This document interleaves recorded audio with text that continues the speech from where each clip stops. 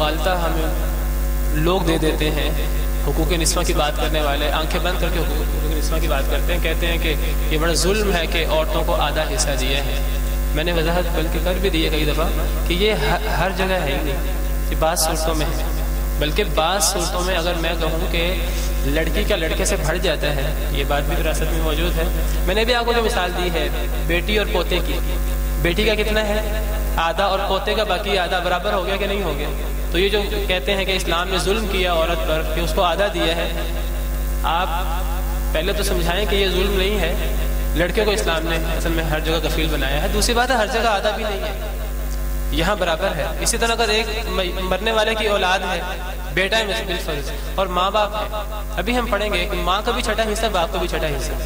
وَلِأَبَوَيْهِ لِكُلِّ وَاحِدٍ مِّنْهُمَا السُّدُسُ مِمَّا تَرَكَ إِن كَانَ لَهُ وَلَدٌ بِهَا۔ اس سے اگلا جملہ یہی ہے کہ اگر اولاد ہو میت کی تو ماں اور باپ موجود ہوں، ماں کا بھی چھٹا ہے باپ کا بھی چھٹا ہے، دونوں کا برابر ہے۔ اب وہ جو ہے کہ اسلام نے ظلم کیا ہے، وہ ظلم کہاں گیا؟ اگر میں آپ کو اس سے تھوڑا سا آگے بڑھ کے بتاؤں کہ اگر ایک آدمی فوت ہو اور اس کے ورثاء میں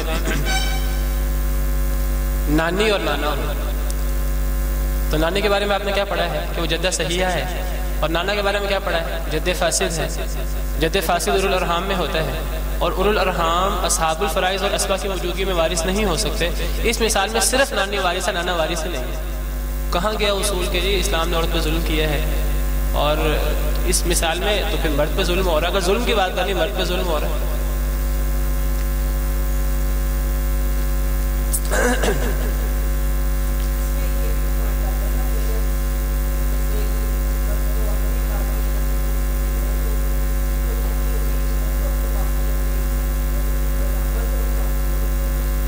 برابر ہو جاتا ہے۔ میں اگر آپ مثال کی بات کریں، میں آپ کو مثال بیان کرتا ہوں، بات بہت واضح ہو جائے گی۔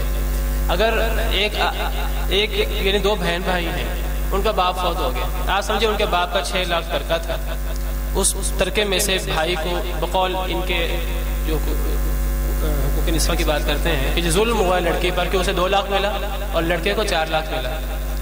اب وہ دونوں غیر شادی شدہ ہیں۔ اب لڑکی کا 2 لاکھ اور لڑکے کا 4 لاکھ، لڑکی کا ذمہ دار کون ہے؟ چاہے لڑکی لڑکے سے مالدار زیادہ ہو، لڑکی کے پاس 10 لاکھ بھی ہو، لڑکے کے پاس 1 لاکھ بھی ہو، ذمہ دار لڑکا ہے اس کا، بھائی بہن میں سے۔ اگر بہن اپنا سارا مال بینک میں رکھ دے، اس پہ کوئی ملامت نہیں ہو سکتی اسلام کے نقطہ نظر سے، بھائی اس کا ذمہ دار ہوگا۔ اس 4 لاکھ میں سے 2 سال 3 سال وہ ایسے ہی رہتے ہیں، اور بھائی کو خرچ کرنا پڑتا ہے، اپنے اوپر بھی خرچ کرنا ہے، بہن پر بھی خرچ کرنا ہے۔ اگر وہ اسی مال میں سے خرچ کرتا رہے، اس کا مال کم ہو جائے گا، 4 لاکھ میں سے لڑکی کا مال برابر رہے گا۔ اگر لڑکی اس کو انویسٹمنٹ پہ لگا دے، مال لڑکی کا بڑھ جائے گا، لڑکے کا کم ہو جائے گا۔ اب اگر شادی آگے ہو، اسلامی نقطہ نظر دیکھیے، ہمارے ہاں وہ جہیز وغیرہ کے معاملات وہ نہ دیکھیں، اگر وہ دیکھنے ہیں تب پھر آپ جتنا بھی اعتراض کر لیں آپ کا اعتراض صحیح ہے۔ اسلامی نقطہ نظر سے لڑکی کا شادی پہ کوئی خرچ نہیں ہوتا، جو بھی خرچ ہوتا ہے لڑکے کا ہوتا ہے۔ لڑکی کو حق مہر ملنا ہے، اس کا مال بڑھ جانا، 2 لاکھ اس کو باپ سے ترکے میں ملا، اس کو حق مہر ملنا ہے، بالفرض آپ سمجھے 50,000 اس کو حق مہر ملنا ہے۔ جب لڑکے کی شادی ہو، لڑکا آگے 50,000 حق مہر دے گا، اس کا 50,000 کم ہو جائے گا، اس کا 50,000 بڑھ جائے گا، لڑکے پہ کوئی خرچ نہیں ہوگا۔ اس شادی کے اخراجات بھی بھائی نے اٹھانے، اگر کوئی کھانا وغیرہ کے دیگر اخراجات ہوں گے۔ پوری زندگی آگے معاملات کرتے رہے، لڑکی کا مال کم ہوتا ہی نہیں، لڑکے کا مال کم ہو جاتا ہے۔ اس اعتبار سے دیکھیں تو آپ لڑکی فائدے میں رہتی ہے، اس پہ ذمہ داری تو کوئی بھی نہیں ہے، اس کو صرف ملتا ہی ملتا ہے۔ یہی بات جو ہے وہ عرب نے کہی تھی کہ جب اللہ تعالیٰ نے بیٹی کو آدھا حصہ دیا اور عورتوں کو حصہ دیا، انہوں نے کہا کہ یہ تو بڑی ایک ان نیچرل تقسیم ہے، تھوڑی دیر اس کو ایسے ہی رہنے دو، اس پہ ڈسکس بھی نہ کرو، زیادہ ڈسکس کرو گے تو ہم پہ لاگو ہو جائے گا، ممکن ہے کہ اللہ تعالیٰ منسوخ کر دے، ممکن ہے کہ یہ حکم بھلا دیے جائیں۔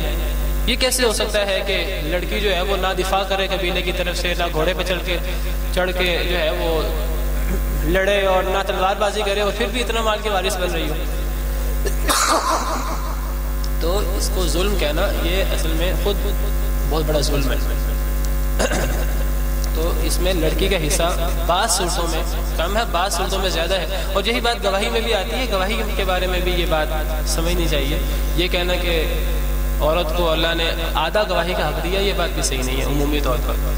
اصل میں ان معاملات میں جو معاملات مردوں سے متعلق ہیں اس میں عورت کی گواہی آدھی ہے، وہ عورت سے متعلق نہیں ہے معاملات، لڑائی جھگڑا، کیا لڑکوں کو لڑائی جھگڑا، کیا عورتوں کو لڑائی جھگڑا کرنا چاہیے؟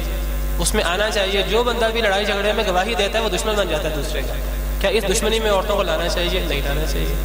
سیدھی سی بات ہے کہ لڑائی جھگڑے کے معاملات میں عورتوں کی گواہی، اللہ نے جو کہا کہ عورتوں کی آدھی گواہی ہے، اس کا مطلب ہے کہ گواہی مرد دیں، عورتیں اس میں کم سے کم گواہی دیں، اس جھگڑے میں نہ آئیں.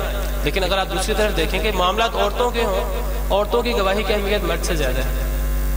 اس کی مثال موجود ہے، حدیث میں مثالیں موجود ہیں. مثال کے طور پر کس نے کس کو دودھ پلایا ہے، یہ عورتوں کے معاملات اور مردوں کے معاملات نہیں ہیں. اس میں عورت کی گواہی مرد سے زیادہ ہے. عام معاملات میں کتنے مردوں کی گواہی لاگو ہوتی ہے؟ عام معاملات میں 2 مردوں کی عام طور پر. لیکن اگر دودھ پلانے کا مسئلہ ہو، ایک عورت گواہی دے دے، اس کی گواہی لاگو ہو جائے گی. آپ کو حدیث کا پتہ ہوگا، صحیح حدیث ہے کہ 2 میاں بیوی تھے آپ صلی اللہ علیہ وسلم کے دور میں. انہیں ایک عورت نے کہہ دیا، بہت دیر بعد ان سے ملنے گئی تو دیکھا شادی ان کی ہوئی ہوئی ہے. ان سے کہا کہ تمہاری شادی کیسے ہو گئی؟ میں نے تو تم دونوں کو دودھ پلایا ہے. انہوں نے کہا ہمیں تو اس بات کا پتہ ہی نہیں ہے.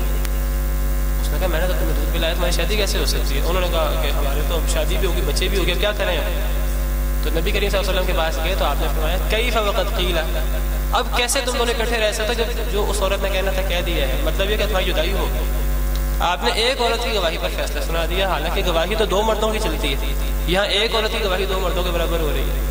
تو اس چیز کو اصل میں حقوق کے جھگڑے میں لے آنا، مساوات کے جھگڑے میں لے آنا، یہ سب چیزیں اصل میں اللہ کی تقسیم پر راضی نہ ہونے کی بات ہے. اور یہ سمجھنا کہ ہم عقل کل ہیں، یہ ساری اصل میں اس کا شاخسانہ ہے. ورنہ اگر غور کیا جائے کہیں بھی کسی پہ ظلم نہیں ہوا. اللہ نے جس کو جو حقوق دیے ہیں بہت بہتر حقوق دیے ہیں. اگر ہم یہ حقوق دیتے ہیں ہم بہت ہی غلط حقوق دیتے ہیں. اللہ ہمیں ہم سے بھی زیادہ جانتا ہے. تو اللہ نے جو حقوق دیے ہیں کسی کو وہ اللہ نے بالکل اس کے مطابق دیے ہیں اور اسی میں اس کا فائدہ ہے. تو بہرحال اگر 2 سے زیادہ لڑکیاں ہوں تو کل ترکہ کا 2/3، اگر ایک لڑکی ہے تو کل ترکہ کا نصف. اور میں نے بتا دی اگر ایک بیٹی اور ایک پوتی ہو مل کر تو انہیں 2/3 ملے گا، بیٹی کو آدھا ملے گا، پوتی کو چھٹا حصہ ملے گا. تو ٹائم ختم ہو گیا، پھر آج کے لیے اتنا ہی کافی ہے. اب آئندہ ہم پڑھیں گے ماں باپ کا حصہ. سبحانک اللہم و بحمدک اشہد ان لا الہ الا انت استغفرک و اتوب الیک.